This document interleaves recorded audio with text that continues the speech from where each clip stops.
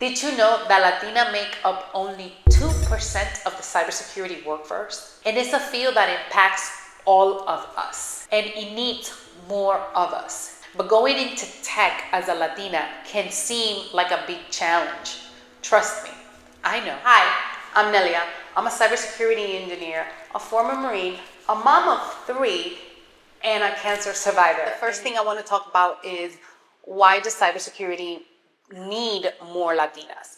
And in my perspective, this is my opinion. My opinion, by the way. My whole channel is my opinion, by the way. I might bring facts like 2% of Latinas are in the cybersecurity workforce. You can Google that. That's a fact. But this is my opinion. And in my opinion, I believe that Latinas bring a diverse perspective into the field to create different solutions. And this is the main reason why I think we need more Latinas in this field. Second thing I want to talk to you guys about is about my journey into cybersecurity and how I got started. My journey started when I was a Marine security guard abroad in different embassies, and I started with physical security. The physical security aspect of it, I was dealing with CCTV and making sure that the classified information was secure. Then I transitioned into a civilian job, and I worked at a base, and we did personnel security for Navy SEALs and other members. And that is the first time that I understood how important cybersecurity is. Then I moved on to being the lab manager for a special access programs. There was about 3 that I was in charge, or the lab was around, and I was in charge of the lab for those 3 programs. And that's when I really got my first exposure into cybersecurity, when I started scanning systems and I started doing certifications and different things like that. And then I look around the room and I'm like, oh, I'm the only Latina here, yeah, I'm the only one.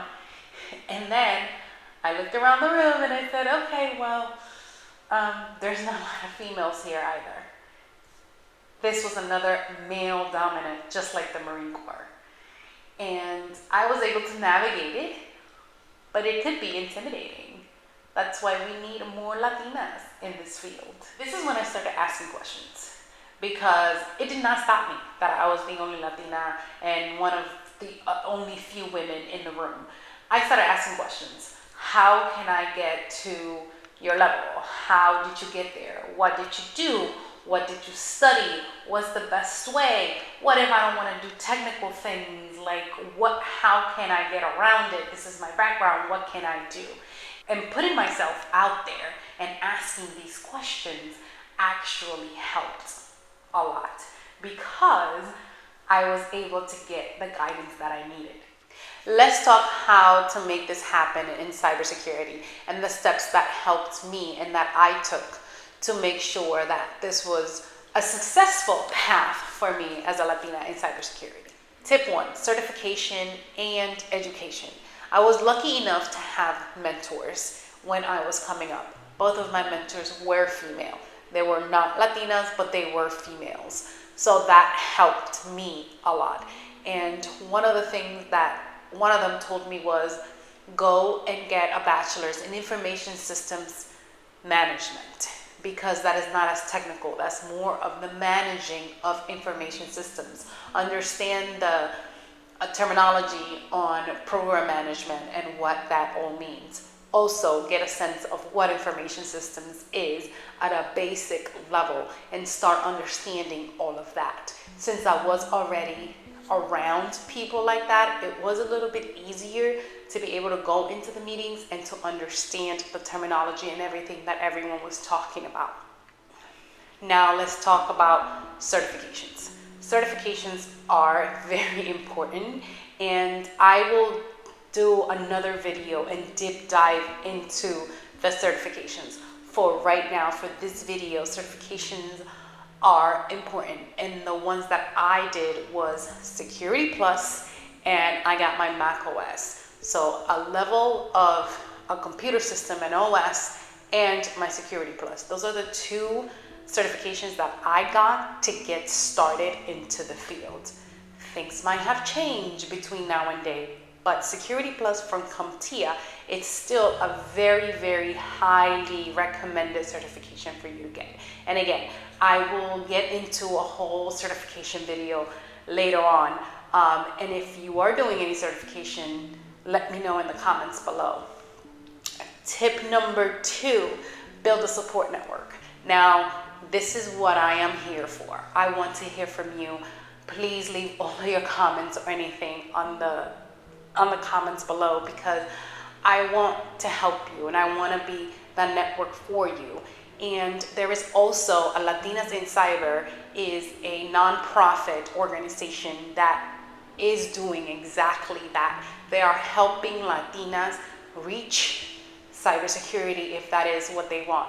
Whether they're a veteran, they're a mom, or they live here in the East Coast or the West Coast, or in Washington, D.C., or in the education field, or in the pharma field, education, healthcare, whatever field, they're here to help you. And if you want to know more about them, let me know in the comments and I will share that information with you, or you can just Google it, Latinas In Cyber. When you put it on Google, it's probably going to be the first one that pops up. So that's why I think it's important, because it helps me a ton. I still talk to my mentor. She was my mentor 10 years ago, and I've been in this career for a very long time. And anytime that I have any questions, I would ask her, or I would ask those people that are in tech or in cyber that can help me. So having a support system does help a lot. Another reason why a support system helps a lot is because you can talk technically with them.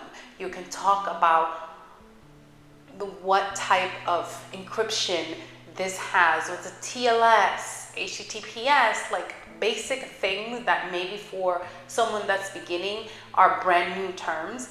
Maybe they're brand new terms, maybe they are not. But if you have a network or somebody that you can talk to about that, that can help you. So that's tip number 2. Tip number 3, don't be afraid to ask questions.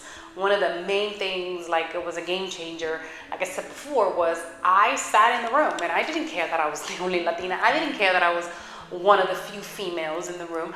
I asked questions. I said, what can I do to get to this level? What is next? What should I do?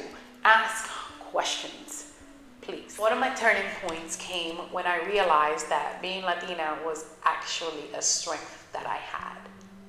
And it helped me take down some barriers of my own and put them down and just thrive through and be able to be successful in cybersecurity.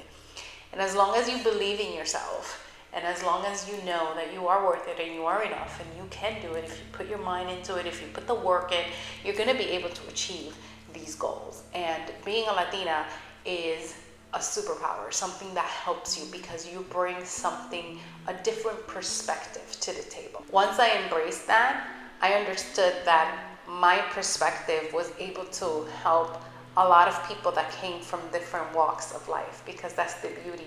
We all come from different angles and different backgrounds, and being able to bring that to the table in cybersecurity is a great win. To wrap it up, I believe that cybersecurity needs more Latina in this field. So remember to get your certifications and for your education, build your support system, and don't hold back asking questions. If you're a Latina interested in cyber, I would love to hear from you. Please leave a comment down below. Thank you for watching. Please don't forget to subscribe and like and share if this information can help any other Latina out. Thank you so much.